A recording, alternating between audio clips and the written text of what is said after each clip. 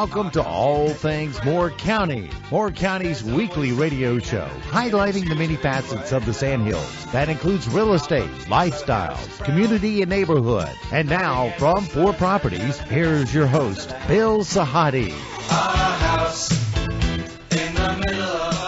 Good morning and welcome to the talk show, All Things Moore County. Dorothy, this is, I guess, officially our first show of the year. Yes, it is. We had the Lynn family on last week over New Year's weekend, and that was a family situation, a family that I've known for 17 years, and it was kind of nice to bring them on to talk about Chong and Jing. Mm-hmm. They started in Pinecrest High School. He was a freshman, she was an 8th grader, and today they are doing so well in their lives. They're 34 and 33 respectively. Mm-hmm.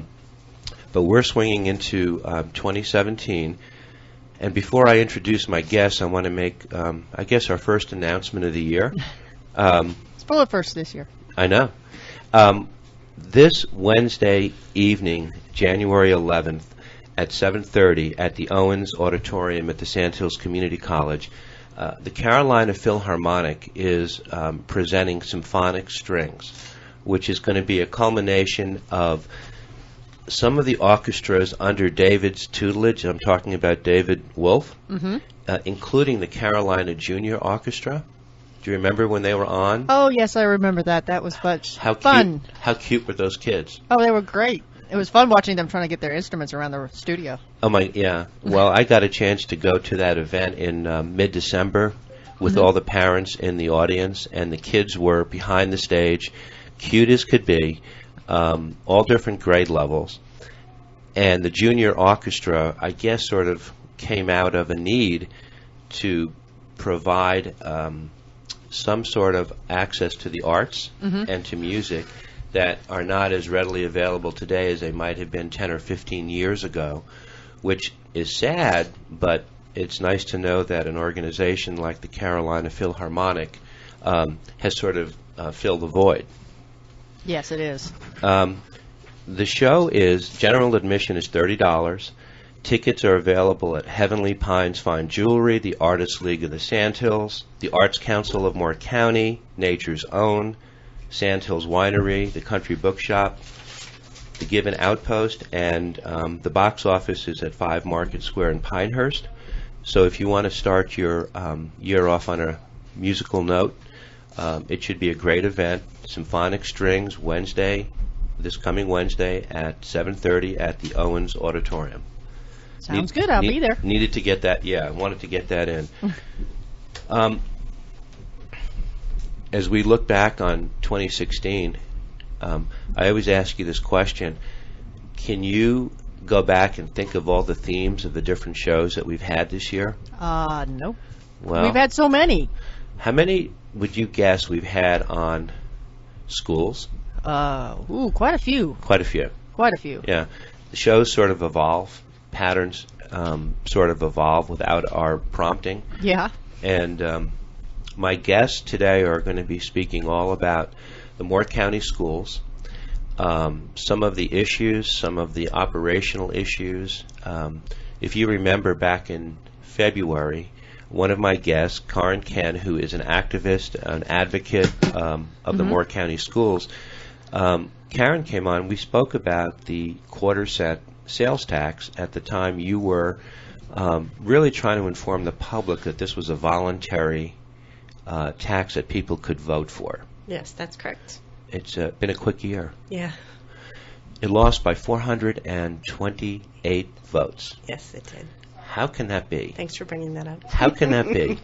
I think, I think sometimes there's a lack of education in the general community, just what things are for and a lot of misunderstandings. So we're trying to clear those up little by little. We'll just keep at it. If I recall, that quarter-cent sales tax was going to be earmarked solely for the construction yes. of new schools? Yes, that's correct. And there's talk about it either coming back on a ballot again in the future? Yeah, we'll see with the new commissioners that have just been seated in 2017. There has been some talk that they may do that. Is something we'll have to wait and see what they decide to do. And, that's tax would go towards construction, which is the capital fund is separate from the operational funds. Okay. I follow your posts on social media all the time, and there's so much conversation about the Moore County schools, and you brought two guests with you today. Hopefully you can clear up some of the misperceptions and let people kind of know what's on the table for 2017. Mike Griffin is with us. He's a retired CFO of the Moore County Schools, and when I heard you were retired, I was expecting a much older guy. You have a baby face.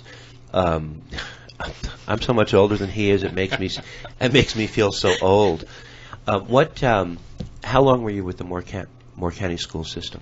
I was with the school system directly for about 9 years as CFO. I've served with the county prior to that as far back as 1987. So I've indirectly served the school system for a number of years, but the past 9 years directly with Moore County Schools. So you have a great perspective that I think you'll be able to share today in the conversation you guys are going to have.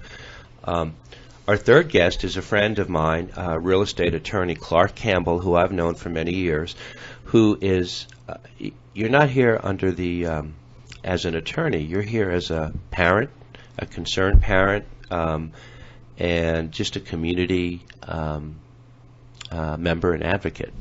Yeah, that's correct. I fully support Parents for More, and I think whether it's a structured organization or not, I think we're all parents for more. So I'm here as a parent. I have a son in first grade and a daughter in Pinecrest. So that makes you very enrolled instantly. Yes, absolutely. And it's we're here for a good cause. Yeah, I don't have kids, but I'm a big believer that any community exists because of two things: a school system and a job market. And without those two things, a community has a hard time growing. And we're blessed with a lot of growth in Moore County, military influx. We have a very strong responsibility to the families and the kids that are enrolled in our schools today. Yeah, and also, I realized as through the last couple of years, I was going through things with my father, who was retired and moved down here. The kids that go through our schools, a lot of people stick around, and a lot of people come back, and they run our community. They run our county offices, our businesses, the schools, the attorneys, the title offices. I mean, you name it. All across the county, there's somebody who's been here for the last 20 or 25 years, educated at Moore County Schools. So it's an important thread through the community.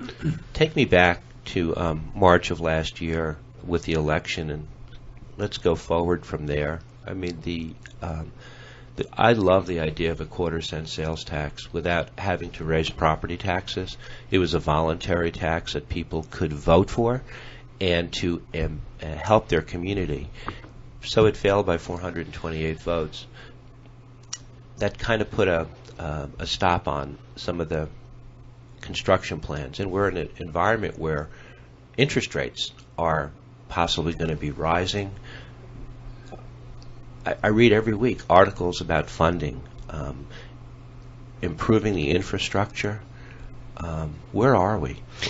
That's a really good question. It did sort of slow things down a bit, but I think we were very fortunate in that the county commissioners decided to go ahead and okay the first 4 building projects, even without the quarter-cent sales tax passing. And we're so grateful for that that vision, just seeing how important it is and how overdue it is to build new schools.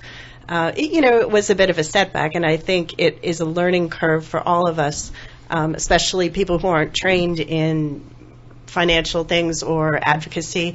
We're parents, we're grandparents, we're community members, and what we really want is a strong community, and with that comes the strong schools. And so getting into the details of how the schools are funded, it's something that I was very surprised by. We take it for granted. We think the good, strong public schools, which is part of the reason why we moved here from the D.C. area, they're just going to be here. And when you get into the funding of it and you realize you cannot take that for granted, that it's really something as a community that we need to stick up for, that we need to speak for, that we've come to expect a certain level of services provided, and the value here in Moore County is really amazing for the dollars that are put into it. So it's been a learning curve, and I think over the last couple of years some changes have been made, but especially since the quarter-cent sales tax vote, there's been a lot more operational issues that we've noticed as far as funding goes, and changes that have been made at the state level.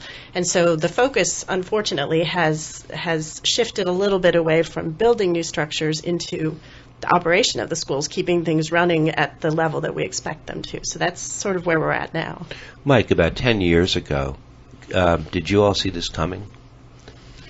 As far as the funding for schools? Well, in 2004, 2005, did we have the foresight? Did we realize? I mean, we didn't. Could we have anticipated the influx of all the military, the students that are everywhere? Where the schools are overcrowded. Yes. And there's just a need to expand and to improve what's already existing. I think in 2004, 2005, I would say yes. There was anticipation that we needed to have additional building projects. In fact, there was a significant capital improvement plan that was presented to the public, and the public voted for a bond issue in 2007 at that time, when Dr. Susan Purser was here as superintendent. Right. And everything was moving in a positive direction. And then in 2009, that was not anticipated, the recession, which lasted beyond 2 years. So recovering from that has slowed down capital projects, impacted operational funding significantly as well. And the sales tax is certainly going to help. I believe when it failed, it basically gives us a platform to be a stronger advocate for the purpose of those funds, and having those funds restricted to school construction, I think is critical. I think the public supports that and would want to do that. And it'll generate maybe $2 million or more per year, and that'll help pay for the 4 schools that we're talking about building. In the meantime, we are able to continue with land acquisition and design on those 4 schools, so that when they're ready to begin building those projects, we can get moving with that. In fact, the county's done a really great job in building a school capital reserve fund, which will be used to pay for the initial cost of that project. We just need the sales tax to continue that so we can have a longer-term plan. Beyond those 4 schools, there are a number of other projects that are on the list, new schools that we need, and identifying a funding source for those is something that the county commissioners will work with the school board on, and will continue to engage the community in that discussion. What are the 4 schools in particular that we're talking about? One school is called the Advanced Career Center. It's going to be directly connected to Sandhurst Community College. It gives children an opportunity to engage in courses that prepare them for careers. It will include masonry, automotive, anything that's related to any type of trade. It'll also connect children to jobs. It'll connect. But specifically, they were really smart. I don't mean to interrupt, but you can interrupt the whole show. That's why you're here. Well, you're from New Jersey. I'm from Connecticut. Us in the Northeast tend to do that. Okay. I just want to add to one of the smart things that the school did was, or that the school board and the county did, was not just jobs, not just vocational training, is what are the vocations locally. So there's really geared towards not just, it's a lot of vocational schools where I'm from in Connecticut. It was just create them to create them. Right. This was geared towards what is our industry going to support here. Right. You got your medical field, your plumbing and your heating and air conditioning, your plumbing, your electrical. Those things. We don't want them getting a degree and having to leave the area necessarily. So the school the system was really smart in marketing. What do we need, and what are these kids going to get out that might not pursue a 4-year degree, or so it was really, really smart, I thought. I'm sorry to interrupt, but it also supports kids that will go on to a 4-year degree, who can take some business courses, who can get some of the military involvement that, especially in Northern Moore, might not be available there. Whereas if we bring everybody in the county together, more kids could be involved in it, as well as some of the international languages. It's an amazing concept. I'm very excited about it, and it will relieve some of the overcrowding at the 3 home high schools without having to build an entire new duplicated $150 million structure, which frankly there really aren't the funds for. Right.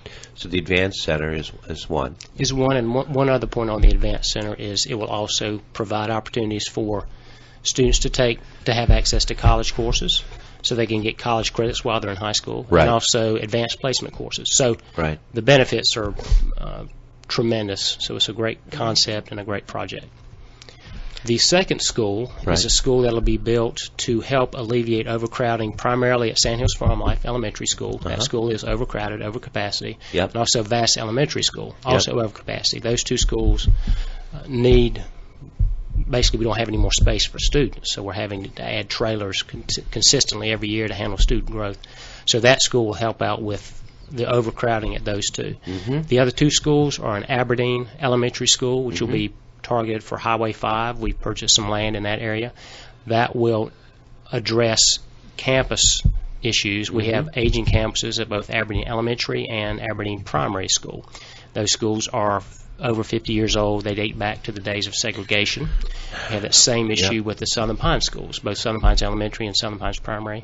All these campuses are great. Our maintenance team does a great job maintaining those campuses, and our teachers do a great job continuing to provide education at those schools. But they are over 50 years old, and combining those two schools into one Southern Pines Elementary School is the fourth project. Yep. We're going to hold the thoughts and come back in the second set. This is All Things Moore County. Our conversation all day, and I have a feeling all year, is going to be about the Moore County schools. We'll be right back. In the middle of our house, it has a crowd. There's always something happening, and it's usually quite loud.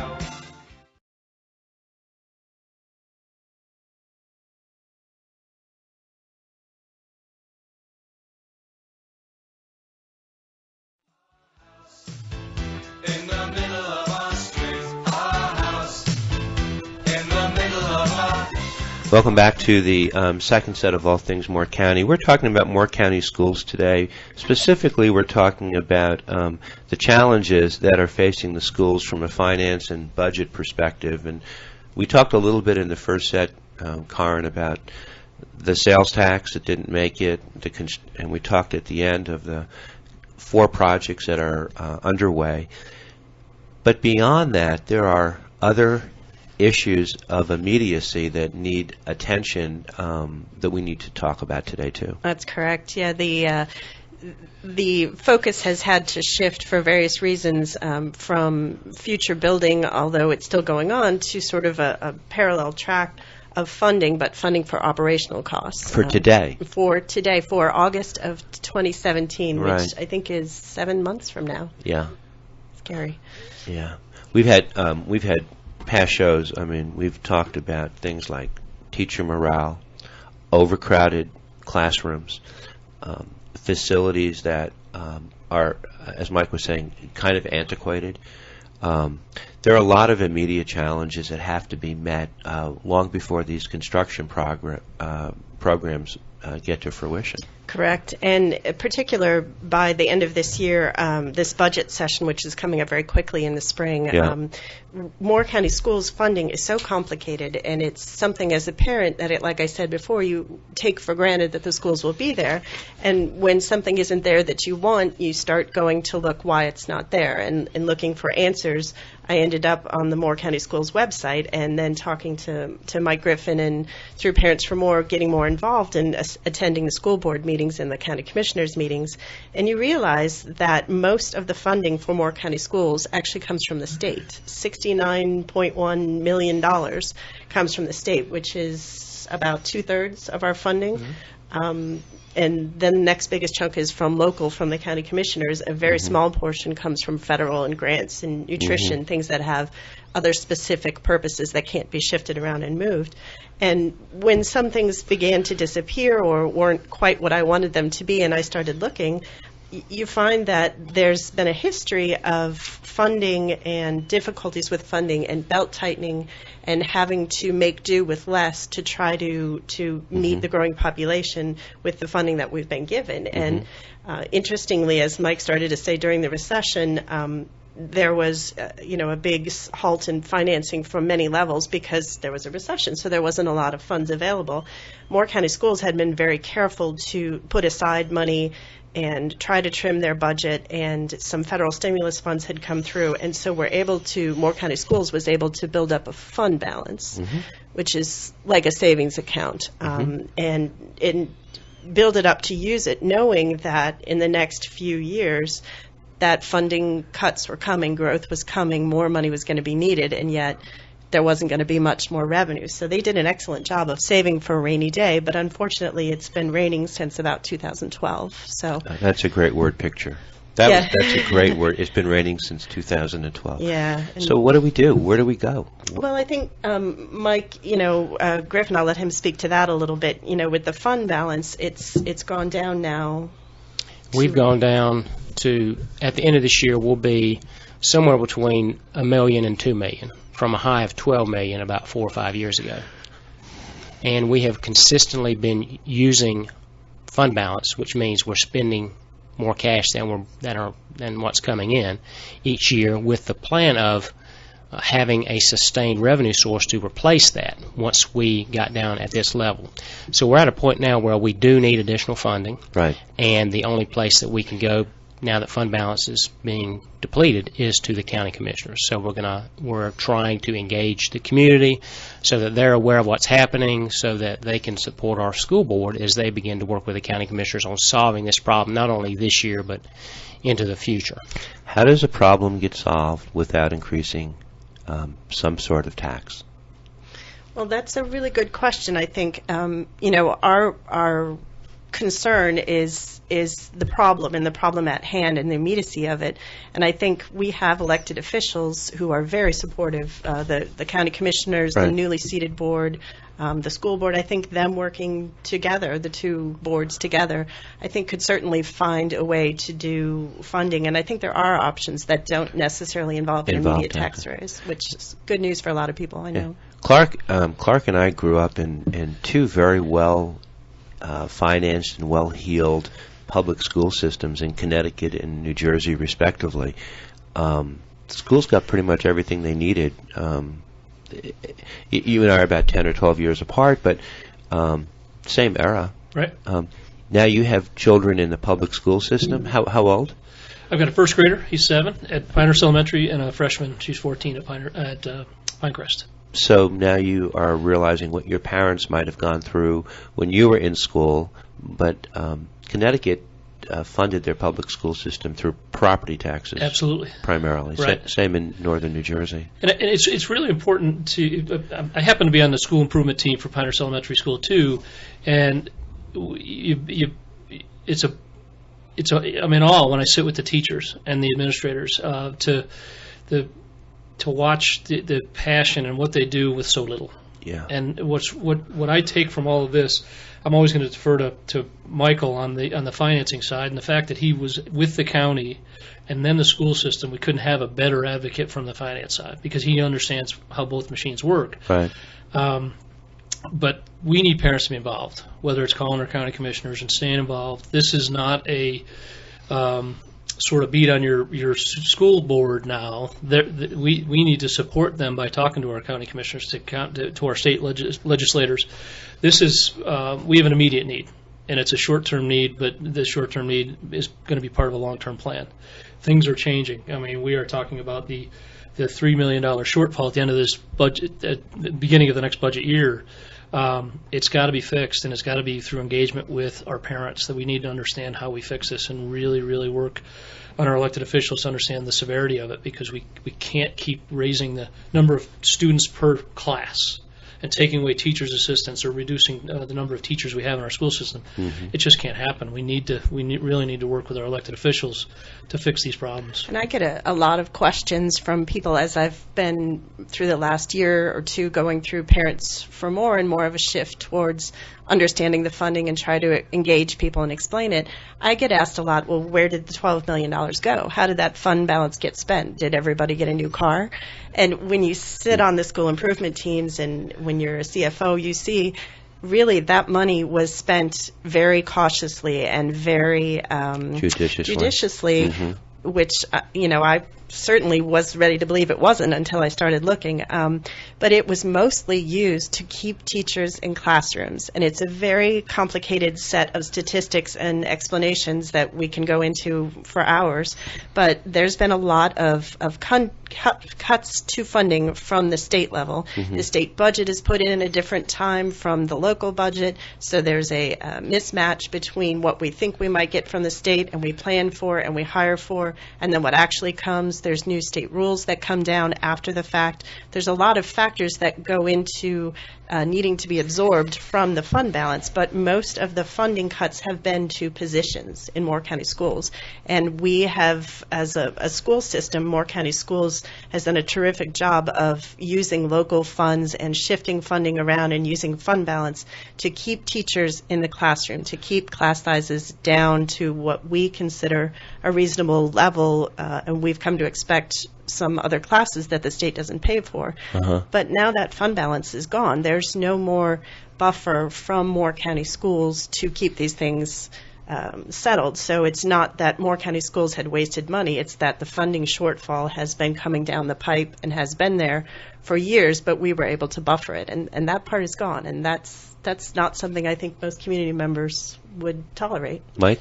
To give you an example and echo what Karen's saying, in 2009, before the recession, Moore County Schools used local funds, not state funds, to pay for 51 locally paid teachers. That's to make sure our class sizes were appropriate at that time. Right.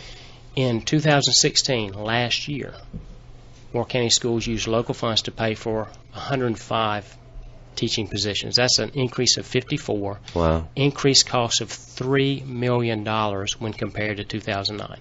That's a significant impact to our local funds, and that's the biggest impact. When you talk about we're spending fund balance, last year we spent fund balance of about $2 million. Well, most of that was for that exact issue, and that's to keep class sizes where they were, as Karen said. And it's really, really important Clark? to stress the operation. This is operational. This is just annual monies needed, not building new schools. This isn't the sales tax. This is a completely separate issue. This is, every family has a budget on a monthly and annual basis. This is the school system's budget to operate on an annual basis. This isn't a need for a sales tax to build a new school. They're completely two different issues. I'm sure our elected officials here, the voices are loud, they're consistent, but I'll just sit back as a non-parent and I'll take a big picture look and just say that both locally and nationally, so many people feel disenfranchised. They feel powerless. They don't feel like their word makes a difference, but it has to make a difference. Right, and it's a collective voice. I think, we all want what's best for our individual child. Right. And sometimes I think we get caught up in the details of this class or that class size or this school has something that my school doesn't have. But I think when you dig into the funding numbers and the bigger budget picture, what you see is that we all need to speak up and let our elected officials know how we want our money spent and what value we have in Moore County Schools and what value we place on it, and ask that they use our funds accordingly. And one of the primary purposes that for Parents for More is to unify the voice of our community. We have a strong community. Yes. Whether it's military, We do. business, Yep. retirees, families, parents, our teachers, our students.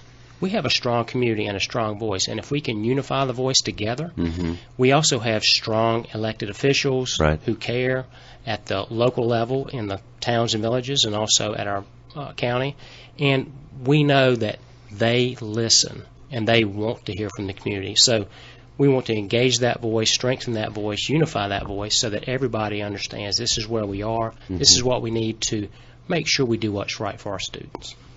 Clark? You can really get involved. I mean, this is a county and state issue. This is a funding issue.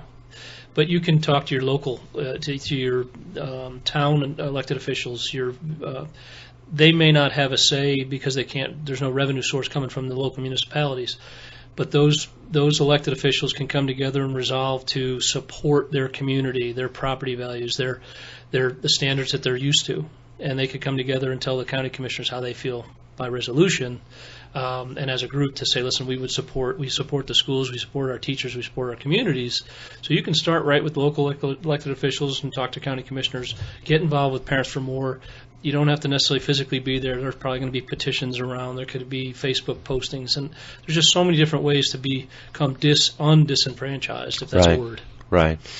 When do the county commissioners meet? They meet on the third Tuesday I believe it's the first and third Tuesday of of every month. Okay. And on the Moore County government website is a very clear listing of their meeting schedule. Okay. And then we also encourage people to come to the Board of Education meetings. There's work sessions and regular board meetings that alternate, and both the commissioners and the Board of Education meetings are streamed live online, and they're also archived online, so if you Okay. can't get there. But to really let yourself become educated, it's really part of our job as parents and community members. And, it just occurred to me, Clark and I spend all our time working with new families, moving to Moore County, aside from the fact he's a parent, with children. And why are they moving here? They're moving here because of the school system, almost unanimously, number one. They want their kids to grow up in these neighborhoods, in this school system, and we have to, even as a non-parent, we have to know what's going on. We have to be able, because we're not working just with retired people anymore. No, you're absolutely right, and you are right. As far as you would know better than I would, but I see it as schools first, Yeah, first, schools safety, first. and they want to know that their Lifestyle. family's safe, lifestyle. But schools are first, Right. and that's a wonderful compliment to Moore County. I mean, Yeah. it is, and it's countywide. It's not one municipality over another. We have wonderful schools. Yeah, we're going to cut. We're going to come back in the third set. We're running over. Dorothy is throwing pencils at me. This is All Things Moore County. We're talking all about Moore County schools. And it's usually quite loud. Our mum, she's so house proud. Nothing ever slows her down, and a mess is not allowed. Our house.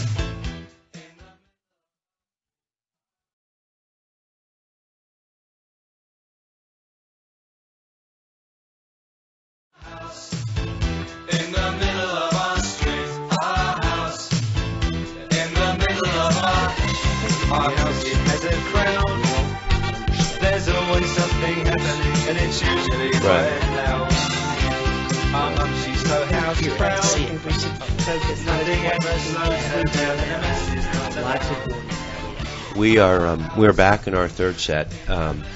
The time is going to go too quickly today, but towards the end, I want to be able to, Dorothy, let Karen give some information to people if they want to go on to some of the sites to get information so they're better informed.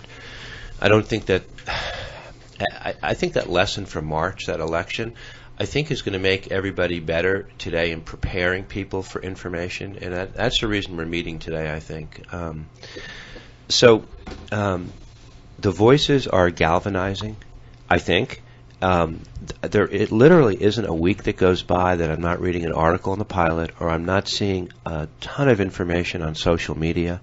That's like a lightning rod to get information at, isn't it? It really is. It's become, at least for my generation, sort of the easiest way to get your news. You have to be a little more savvy about what you do and don't believe when you see it. And part of that is just going to the source, going to the Moore County Schools website, going to the Parents for More website, going to the Parents for More page on Facebook, to go to the original articles and look at the budget numbers. If you want to go through it, it's all online, and really educating yourself on what it takes to run the school that we take for granted. Yeah.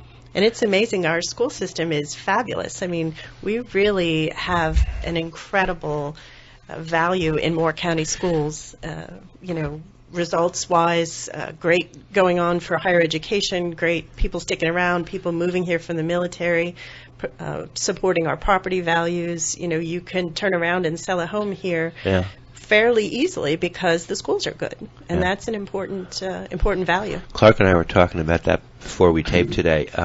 There are so many different stories out there, but yes, by and large, it's a very brisk, energetic market. But, Moore County has the civic generation. They have the baby boomers. They have the millennials. They have. I'm trying to remember all of these. Generation Z. There's so many different audiences to speak to, and all these audiences have different priorities. That's a challenge. Absolutely. I remember my dad, after he retired, I was telling Clark, he didn't want to turn the lights on in the house. He thought he would save 22 cents, and he was very comfortable. I don't think it had to do with him being frugal. I think it's just a mentality of the civic generation. He'd have been 96 today. Those people feel, what's in it for me? And how do you reach out? Because you've got to reach out to all the demographics. Right, and really explain the value that everybody gets from the schools, which is, that's part of the challenge of bringing people together as one voice, is realizing that there are a lot of different sub-issues that people are more or less interested in, but as a community that the schools are, a uniter. If people, go ahead, Clark. And when they had children, yeah. There was. They said they paid their dues. They paid their dues, but when there were retired people back then that helped fund their school systems back then too. So yeah. It's just part of being in the community, and whether or not you want to look at it as I don't have any kids in the school system, so I shouldn't have to pay. Well, guess what? It's keeping your property value up and tax revenues in Moore County, and buying audience. Yep. The better the schools are. If 10 years from now they end up building all the schools that they need to for this area, you can't predict the future, but I would say that the school system will buffet property values even further because we'll have better facilities. I don't think it's hard to say that North Carolina needs to do better at salaries. They got to be competitive with other states. Bring in people and reward that's a tough profession. You need to reward them for a very, very difficult profession. And if we could be competitive on a state level, and you're just going to continue to bring in more and more teachers, better property values, better schools, and it all goes hand in hand, like you said, jobs and schools. The safety comes with it. Right. And we have safe communities. Yeah, absolutely. It's very refreshing to drive around Moore County these days. I moved here in 1999, and I was one of the youngest kids on the block. Not anymore. Now there are kids everywhere. There are Juji fruits on the ground. There are Rice Krispies. The remnants of families with kids and baby strollers and dogs. and it's such a vibrant. It's become such a vibrant community. So different than it was prior to 2005. I came here in 2001, and we didn't have kids. Okay. And we did a year later. And 2001, you were a kid. Yeah, I was, as a matter of fact, and there weren't a lot of young adults then. That's right. It's amazing change in the last 15, 16 years. It's just incredible. Yeah. But it's a compliment to our community, our state. It's just an amazing compliment because the people just keep coming, and the word is out. We have good schools. Yeah. But we need to do better for the schools. Right. And that's our obligation as parents. We need to be involved. And teacher morale. We need to keep it up. Absolutely. And support that because that's a byproduct of what we're doing here today. Right. The next step might be salaries, and it might be other things. We've got other things on the list. Parents for More has a few things on its list. This is the most immediate need. Mm-hmm. And really, education, people becoming involved and engaged. Not everybody wants to go and speak at a county commissioners meeting or go and speak at a school board meeting, or they'd rather pick up the phone, or they'd rather have a private conversation with a commissioner. And that's the great thing that we're trying to get across, is that there is a role for everybody who is interested in supporting schools in any way you want to, in any way you're comfortable. There's great sources of information out there. You can go to the Moore County Schools website. There's quite a bit of specific budget information, and I know they're sometimes difficult to watch old archived meetings, but you can skip around through them, and there are walkthroughs of budget deals and details and shortfalls and funding for years. So if that's your thing, that's a good place to go and look. The school board next meeting, their work session is January 9th at 4 p.m., which is a Monday, and then their next regular meeting is at 6 p.m. on January 17th, which which is a Tuesday. Mm-hmm. The regular sessions, people are invited, and we, as Parents for More, would encourage people to come and let the school board and anyone who might be listening in the elected officials world know what we want, what we expect, what we appreciate, what we value, not just, we could cut this or that, but don't cut this, but this is what's great about our school, and we want this supported, and let's do this together. Mm-hmm. Do you think that attendance at some of these meetings are disappointing because everybody can access information on social media the next day or as it's happening? Honestly, I don't know. I'm just asking. I don't know. I think for me, as a parent with 2 teenagers, it's great for me that I can access it whenever it's comfortable for me, whenever I have time, because a lot of evenings we have soccer or something else to get to. I think we've gotten a bit lazy as grown-ups in general in that we don't want to do our own research. We want somebody to feed it to us.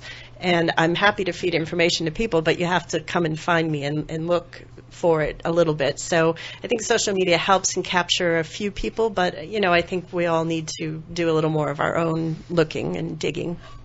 One of the most there were a couple of compelling moments in 2016 on the show, and they all centered around mentoring, coaching, communities and schools, Carolina Philharmonic with the kids coming in.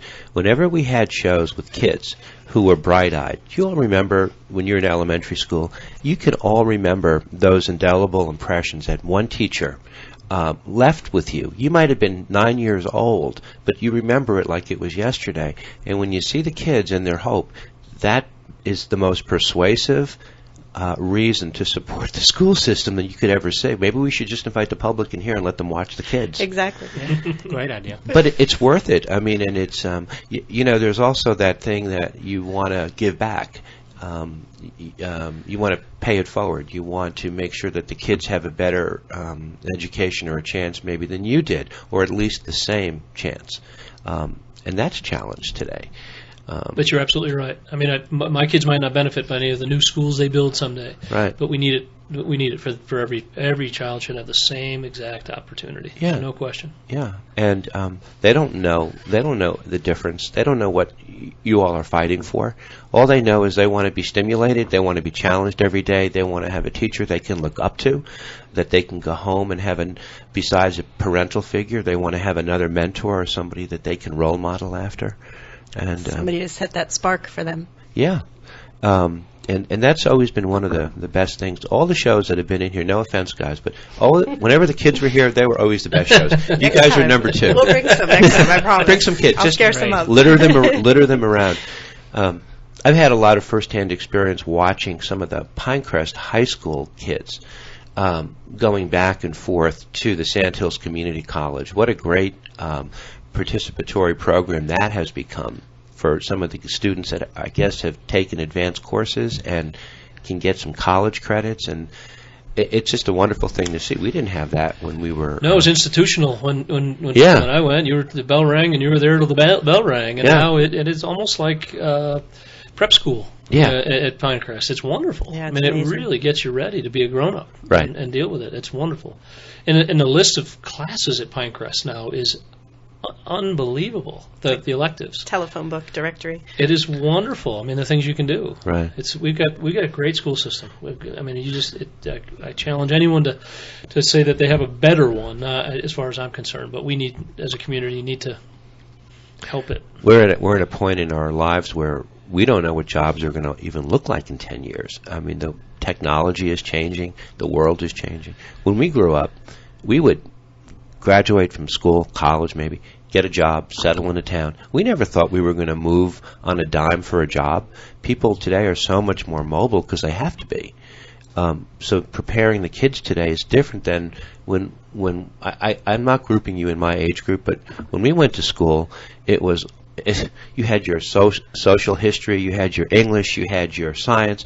You had to have your requirements so you could graduate. Right. Today, they have really stretched the the game plan, haven't they? Right, they have, and the teachers are just amazing how they learn on the fly, how Yeah. they've come to digital media, how they've come to AP this or IB that, or, and the amount of time they devote just as members of our community, that's free time, that's not paid.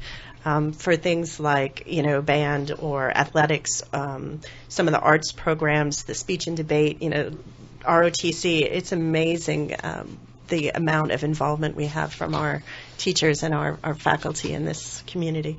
And every individual has a story. Yeah. My story as a parent, I have a 26-year-old son and a Hard to 23-year-old. believe, by the way. Okay, hard to believe. They all, both of my sons went to Moore County schools, Yeah. K through 12. One of the reasons my wife and I decided to stay here was because of Moore County schools. The teachers, the school support teams, the support that the schools receive centrally made a positive difference for my children, and they are better men because of Moore County schools. That's the emotional connection. That's the story that I have as a parent, Right. and I am certain that our community is filled with story after story after story about teachers and schools making a positive difference for children, and that's what we want to do through Parents for More and help our community support Yeah. our students.